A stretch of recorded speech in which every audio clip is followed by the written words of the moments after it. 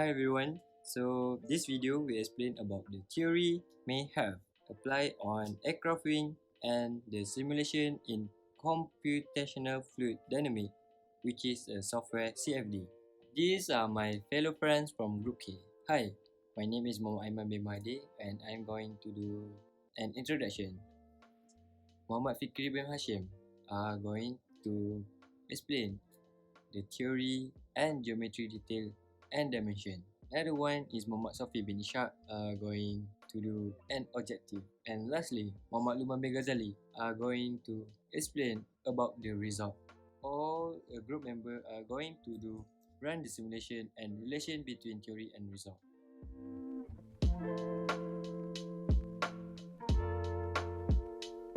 In introduction, what is an aircraft wing? The wings are one of the most critical parts of any aircraft, giving it the ability to actually lift off the ground. These long fins have to be strong enough to tolerate high level of stress while also being aerodynamically efficient. For the theory that will be used in this simulation is Bernoulli's principle. An increase of velocity of a fluid will reduce the pressure simultaneously. Region that has high velocity will experience a low pressure and vice versa. Lift will occur due to the pressure difference. Okay, so for the objective, there are some problems that we need to take account before running the simulation. So one of it is the material. We need to choose the right material that similarly to the actual wingcraft, such as aluminium. And then the other problem is the shape, and then determine the initial and boundary condition of the wingcraft. So after that, before the simulation, the fluid flow through the wing and the velocity need to be defined so that we can get the result that fulfill the requirement. So for the geometry and dimension parts, this is the top view, isometric view and side view of the wingcraft with the length of 200.25 mm and the width of 300 mm and thickness of 25.56 mm. After open the file, we right click on an sign and we choose the type is solid and is aluminium and click apply. After that, click on geometry tools and there is an option for extract the volume and we click on that.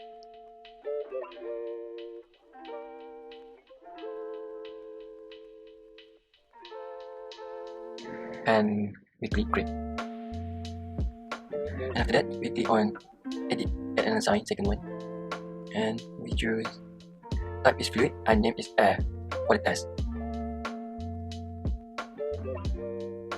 And then we click the boundary condition and choose the front surface of the wingcraft. And then we set the velocity normal to 50 meters per second. And then we choose the back surface of the wingcraft and choose the type is unknown. And then we click the mesh size and click auto size. And then we need to double click on solve. And then we need to wait until it loads all the details of the simulations. As you can see, the graph shows the result of velocity of the air flows around the winglet. After the graph being generated, click on traces and then choose the front surface so that we can see the flow of air. Click add again and then make a rectangle on the front surface to see the streamline which passes through the winglet and paste the result.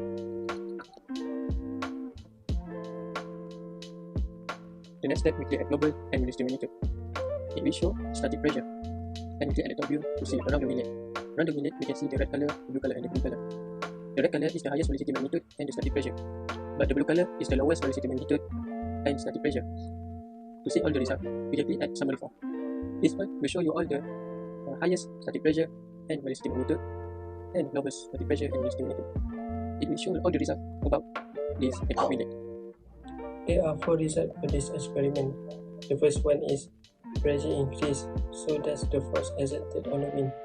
The second one is red color is the highest velocity to the wing.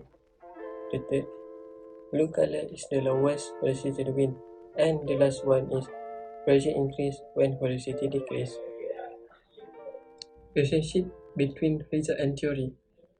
The first one is the red color indicate the highest velocity and create a low pressure area. The second one is the blue color indicate the lowest velocity and create a high pressure area. The next one is pressure difference create a lift force. And the last one is this experiment obey the theory and Bernoulli principle. That's all. Thank you.